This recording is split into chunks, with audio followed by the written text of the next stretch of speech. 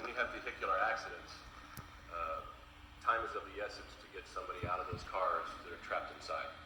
And for many, many years, the city of Coral Gables has participated in vehicular extrication competitions in order to hone their skills. And we just went to the international extrication event in Broward County and won first place and second place in the unlimited and rapid impact entry. And I'm very, very proud because those competitions come in handy all the time and they do save lives, and that is absolutely documented. Chief Cook, congratulations. I'd like to ask you to say a few words on both competitions. Actually, again, as you all know, our extrication team's been at it for many years. It's about 1991 or 2 we started the team. And throughout those years, we had various members on this team. The first thing I want to do is mention the name that was on the team. Our incident commander was Eguiluz. Iggy's been with the team since the very first team.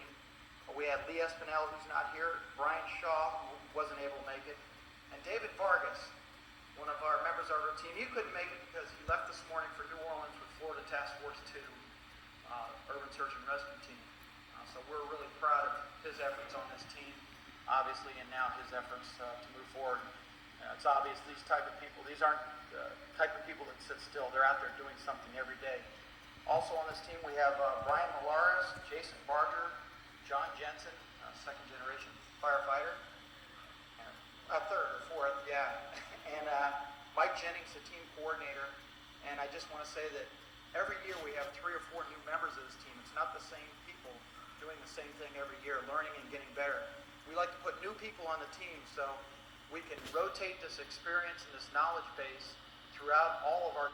So anytime there's an accident or anything where we need to extricate, these personnel are very well rounded, and that we have a large cadre of personnel that are exposed to it, because it is an art form, and they know everything there is about cars. So I'd just like to congratulate them for doing a wonderful job, and maybe if Carlos Eguiluz would like to say a few words. He's been on the team, I think, since forever. So go ahead, Carlos.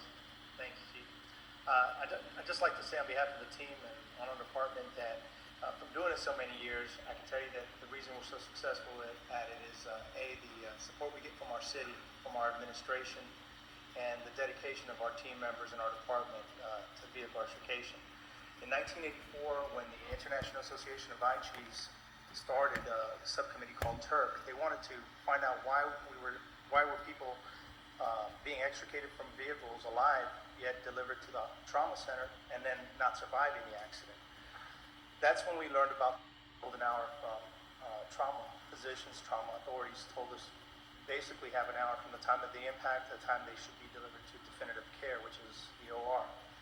Well, in 1982, nationally, the on-scene time for vehicle extrication was 45 minutes. 45 minutes out of the hour. That leaves you 15 minutes, which accounts for response time and transport time. Now, depending on what time of day it is, where you are, what part of the world you are, how far it is to the nearest trauma center, you can see why the importance of the on-scene time being reduced. I'm happy to say that nationally, as of last year, the on-scene time has been reduced to 20 minutes on scene, giving us a lot more time now for transportation, for transport of the patient, and of course for our response time.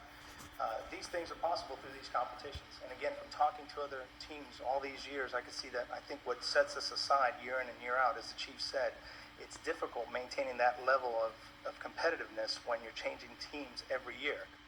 This team here has got a whole year of competition under their belt. Basically, this was our 3rd competition. Most teams stay together 6, 7, 8 years. A couple teams have stayed together as long as I've been in it. So it says something that our department can put new personnel in and get these kind of results. And again, it's not a game. It's scenarios that are set up real life, auto accidents. They're using live casualties now, actual trauma nurses and paramedics inside the car grading us on how we're extricating them, how we're treating them. So based on that, I think that we're doing very well with vehicle extrication, but it's the most important thing we bring back. These beautiful trophies and we won world competitions and internationals before, but the true value we bring back is obviously the knowledge that we all gain at these competitions, not only at the competition, but in training for the competition. So I'd like to say thank you to our chief, to our administration, and to our city for supporting us. Yeah, thank you, Carlos.